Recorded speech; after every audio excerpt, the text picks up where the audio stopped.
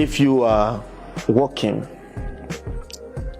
you don't have to necessarily pay landlords huge rents so long as you have financial security. I am proposing a housing mortgage plan for both the private business worker, whom we can understand his level of finance, and the government worker, who will know the consistency of his or her finances. There are 2-bedroom bungalows, there are 3-bedroom bungalows, there are duplexes. Now, what we intend to do is to create a new city. Imagine, for example, let's say designations of communities that are not so distant from city center. Let's say like 10 minutes drive from city center or 15 minutes drive from city center. If we go to create a new city there, I'll put the necessary infrastructure there, and we create a section of the city for us.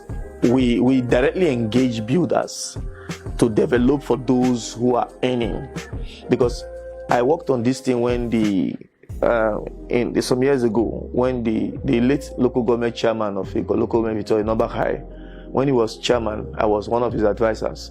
I had brought in Mr. Steve Obayiwana from the US, who was a real estate mortgage, big firm in the US. They have built a lot of properties all over the US. They were willing. All they needed was government and public-private partnership, and provisions of the necessary lands for them to. And so we are looking at doing this again.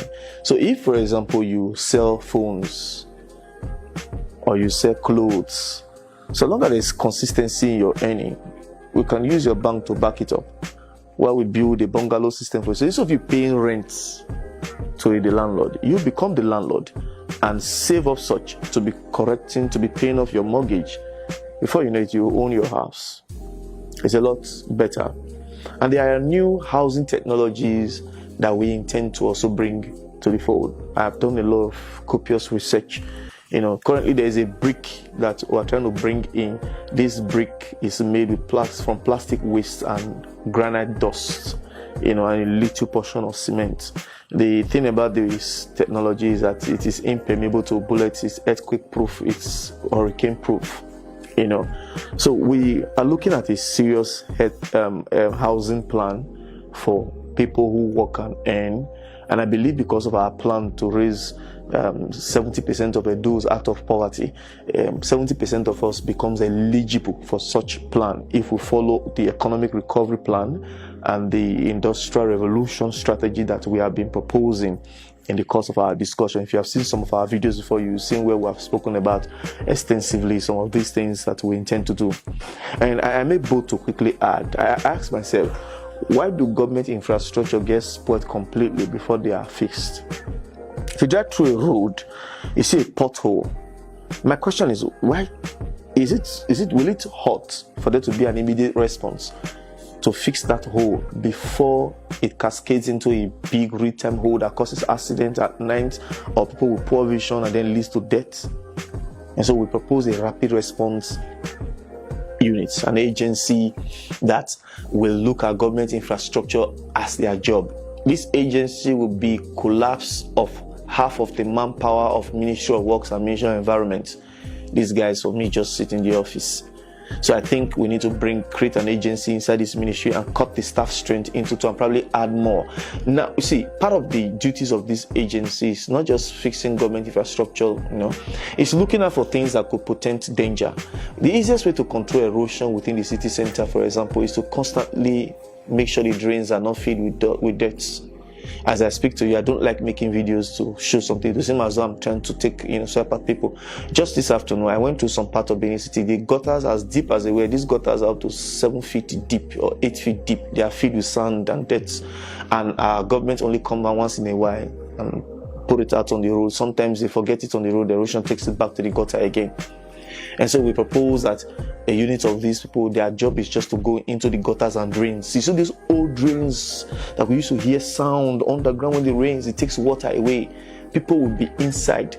They go to work in the morning on their protective gear and get into the gutters and get into the drains constantly, daily, not just only when erosion or when it rains.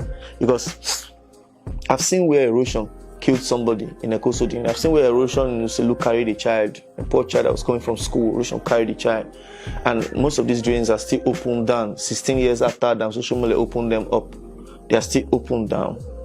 And there are certain areas where I find erosion quite disturbing in Edo State, and I have on my own done a lot of research on how to move these waters to the stormwater project designated regions. I mean, this stormwater project that they've done for years, the current governor was part of the deal that facilitated the ecological fund that sourced the money for the funds for the stormwater project. But sadly, if it rains today, there is no storming of water. Everywhere is still waterlogged. I swam through Selu when it rained. I swam through. Even some part of GRA, like Boundary Road, when it rained, it just said, hey, man, when it rains, don't they are surprised. If you take your car there, you're going straight to ground. You're going to butcher that car. And I asked myself, why are these waters not living? It's like we really don't know what to do. Or come on, 16 years. And so I feel like in Uselu, for example, if you dredge the gutters and make them like a projected slope, the water will move. The areas of Tom Line, this way and this way is already, it's a valley. It's a valley, so the water stays.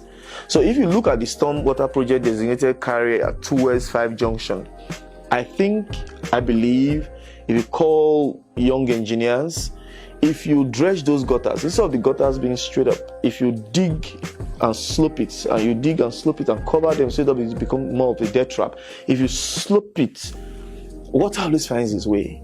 Just slope it and show it the way, it just keeps going. I have said at sundry times that we can do very magnificent things in our state. When you industrialize a state, people will come in for leisure. So now is the time for us to build beautiful monuments and beautiful parks. Is that Ramnat Park? Somebody built Park Vega in Delta, and people are going there to go and spend money. I've asked myself, why won't government just take that King Square, create a park there? Ramat Park, create a park, an amusement park that is so beautiful. And you see the beautiful landscape of Ikuba. Why won't you just build a park there? I look at Edo North, I look at Edo Central. You could have parks where families go do their resort and enjoy. Like parks you enter and government spent money here because it's going to bring more money. Because when we do what we must do under the administration of possibilities, it means that a lot of persons will be coming into Edo State. It means that a lot of tourism can start happening. We strengthen our institutions. And above all, as young people, we will always respect our fathers. We have no thoughts in our hearts to contend with our traditional institutions. We will show respect in every form and its entirety to the palaces, that of the Onoba of Benin, that of the Auchi, that of Edo Centrals. So long as you're already a monarch, you have a role to play.